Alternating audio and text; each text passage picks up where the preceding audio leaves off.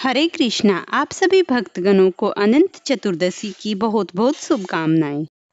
अनंत चतुर्दशी का व्रत अनंत फल देने वाला इस बार साल 2025 में 6 सितंबर को रखा जाएगा। इस दिन शेष नाग पर शयन कर रहे भगवान श्री हरि विष्णु की विशेष रूप से पूजा की जाएगी। भगवान श्री कृष्ण स्वयं गीता में कहते हैं, हे अर्जुन, मनुष्य, स्त्री और पुरुष की सभी प्रकार की बाधाओं का हनन करने वाला, मनुष्य के जीवन में सुख और समृद्धि देने वाला एकमात्र व्रत है, वो है अनंत चतुर्दशी का, जो भादो मास के शुक्ल पक्ष की चतुर्दशी तिथि को किया जाता है। इस व्रत के अनुष्ठान मात्र से ही समस्त पापों का विनाश हो जाता है। इस दिन किसी पवित्र डोरे में 14 गांठें लगाकर उसकी पूजा की जाती है और यह डोरा मनुष्य की समस्त विपत्तियों में रक्षा करता है। मनुष्य की सब प्रकार से रक्षा होती है। स्त्री इस धागे को दाएं हाथ में तथा पुरुष इस धागे को बाएं हाथ में बांधे पूरी श्रद्धा से धारण करना चाहिए। ये 14 गांठें 14 भुवनों के समान हैं। अगर आपके हाथ में ये रक्षा सूत्र होगा तो भगवान अनादि देव आपकी भूत प्रेत पिशाच हर प्रकार से आपकी रक्षा करेंगे। यह एक रक्षा कवच होता है। यह रक्षा सूत्र जब तक आपके हाथ में रहेगा, लक्ष्मी जी आपके साथ रहेंगी। जो लोग रोते रहते हैं कि हमारे पास लक्ष्मी नहीं आती और ना ही ठहरती है, तो उनके लिए ये अनंत चतुर्दशी का व्रत एक रामबाण उपाय है। इसीलिए भगवान श्री हरि विष्णु को अनंत कहा गया है। प्रिय भक्तों, आज की इस वीडियो को आप पूरा अवश्य देखिएगा। जो आज की इस वीडियो में मैं आपको अनंत चतुर्दशी से जुड़ी समस्त जानकारी देने वाली हूँ कि इस अनंत के धागे को हमें कब बांधना है, कब खोलना है और इस धागे का हमें क्या करना है, आसान पूजा कैसे करें, धर्म यज्ञ, पूजा पाठ इत्यादि। साल 2025 में अनंत चतुर्दशी का जो व्रत है वो 6 सितंबर को सुबह के 3:38 पर प्रारंभ हो जाएगा और इसका समापन 7 सितंबर को रात्रि के 1:41 पर हो जाएगा। तो प्रिय भक्तों, अनंत चतुर्दशी का व्रत उदया तिथि के अनुसार 6 सितंबर दिन रविवार को ही किया जाएगा। अनंत चतुर्दशी के लिए शुभ समय दिन भर रहने वाला है। अनंत चतुर्दशी का जो व्रत है वो सुबह स्नान ध्यान करने के बाद इसे 6 बजे प्रारंभ हो जाएगा और 6 तारीख को देर रात तक चलेगा। तो ऐसे में आप किसी भी समय अपनी पूजा श्रेष्ठ पवित्रता के साथ कर सकते हैं।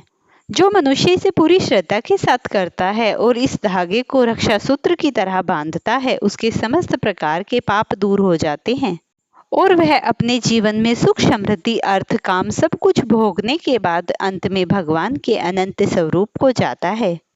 अब मैं आपको बता दूंगी कि ये अनंत सूत्र आपको कितने दिन तक बांधना चाहिए।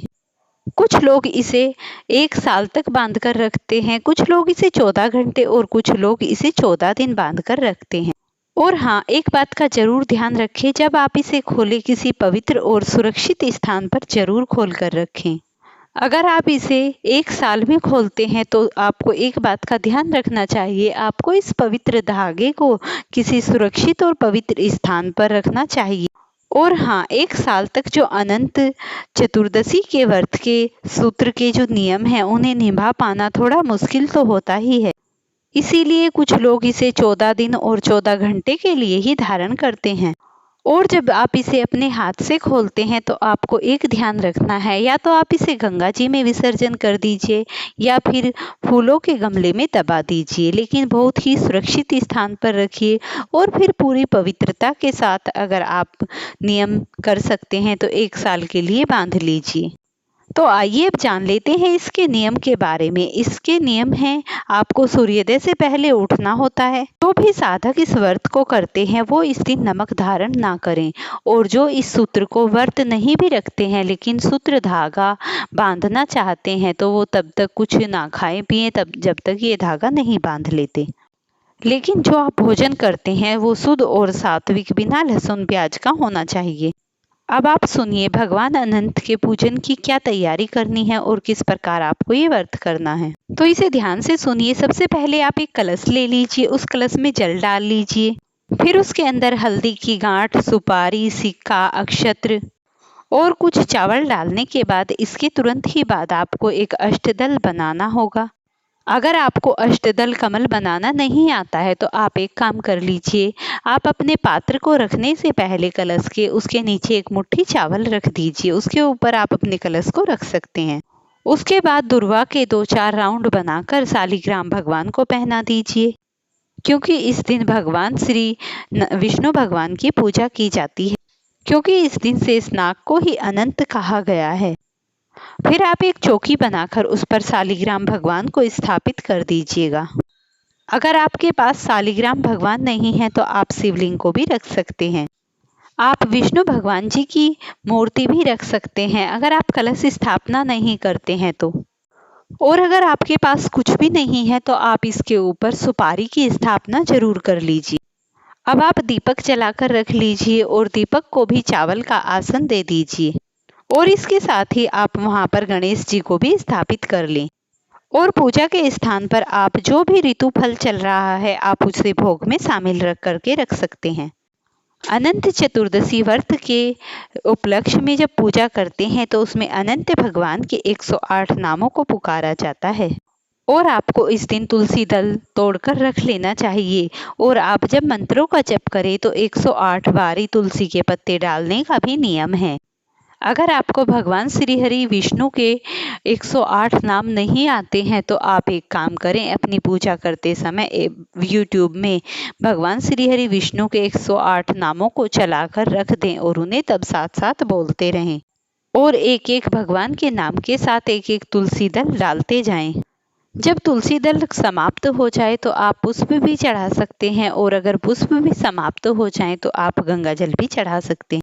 ये बात मैं आपको इसलिए बता रही हूँ क्योंकि जब आप अपनी पूजा करेंगे अगर आपके पास 108 तुलसी के पत्ते ना हो तो उसमें आप फूल या जल भी चढ़ा सकते हैं, क्योंकि भगवान स्वयं कहते हैं कि जो भी भक्त भावना से उन्हें कुछ भी समर्पित करता है तो वो उसे अवश्य ही स्वीकार कर लेते हैं। फिर साथ ही धूप की भी व्यवस्था कर लीजिएगा और आचमन के लिए लोटे में जल रख लीजिएगा और साथ ही आप पंचामृत बनाकर रख लीजिए और पंचामृत से भगवान श्री शालिग्राम का स्नान कराइए। अगर आपको पंचामृत बनाना नहीं आता तो मैं उसकी सामग्री बता देती हूँ आपको। पंचामृत में आपको चाहिए होगा कच्चा दूध, दही, गुड़ का पानी, शहद और शुद्ध देसी घी। इन चीज़ों को एक साथ मिलाकर पंचामृत बन जाता है। अगर आपके पास ये चीज़ें नहीं भी हैं तो आप पुष्प या फिर धूप दीप भी चला सकते हैं।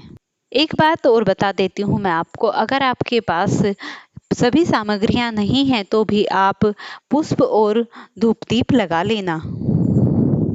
और इस दिन आपको अपनी पूजा में काला तिल अवश्य ही रखना चाहिए। और इस दिन की पूजा में आपको मौली शामिल जरूर करना है जो वस्त्र का काम करता है और दूसरे आपको तुलसी की मंजरी वाली डाली जरूर रखनी है।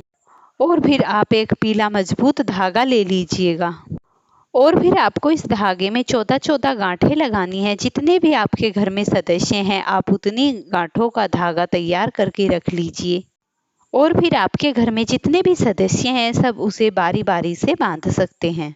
इन सभी बातों को करने के बाद अब मैं आपको बता देती हूँ आपको पूजा किस प्रकार करनी है। पूजा करने के लिए आप थाली ले लीजिए, उसके साथ ही आप गंगाजल ले लीजिए। जो आपने लोटे में गंगाजल रखा है उसमें आप कुसा को डुबा दीजिए और अगर आपके पास कुसा नहीं है तो आम के पत्ते ले लेना और अगर आम के पत्ते भी नहीं है तो आप पुष्प को ही उसके अंदर डुबा सकते हैं और फिर उसी से आप चारों साइड को छिड़क कर शुद्ध कर लेना जिससे सभी सामग्री और आप शुद्ध हो जाएं। उसके बाद आप तिलक कर लीजिएगा और फिर अपने हाथ को धो लीजिएगा। सबसे पहले आप पूजन करेंगे तो पूजन के लिए आप अपने हाथ में कुछ फूल या अक्षत्र ले लेंगे और सबसे पहले गणेश जी का आह्वान करेंगे। वक्रतुंडे महाकाय सूर्यकोटि समप्रभा निर्विघ्नं निर्विघ्नं सर्वदा कार्येषु सर्वदा ओम गण गणपताय नमः। इस तरीके से गणेश जी के मंत्रों का जप करना है। अगर आपने आम के पत्ते पर ही गणेश जी को आसन दे दिया है तो अब आप उनके चरणों का प्रक्षालन करेंगे। कुछ जल की बूंद उनके पैरों पर टपका देना। अब उनके ऊपर अर्घ का छिड़काव करना चाहिए, यानी कि फूलों से ही उनके ऊपर छिड़काव करना चाहिए। फिर भगवान को स्नान कराने के बाद उन्हें वस्त्र धारण कराएंगे, फिर उन्हें जनेऊ धारण कराएंगे, फिर उन्हें समस्त प्रकार की सामग्रियों से सुशोभित कर देंगे। सभी सामग्रियों को भगवान श्री गणेश पे समर्पित करने के बाद अब आप शुद्ध देसी घी का दीपक जलाइए और दीपक को जलाने के बाद आप भगवान के सभी मंत्रों का जप करते हुए ओम नमो भगवते वासुदेवाय, ओम गण गणपताय नमः, इन मंत्रों का खूब जप कीजिए और जप करने के बाद भगवान का खूब आशीर्वाद प्राप्त कीजिए और फिर भगवान की पूजा को संपन्न कर लीजिए। प्रिय भक्तों, अगर आपको ये वीडियो पसंद आई हो तो इसे लाइक शेयर करना, चैनल पर नए हो तो चैनल को जरूर सब्सक्राइब करना।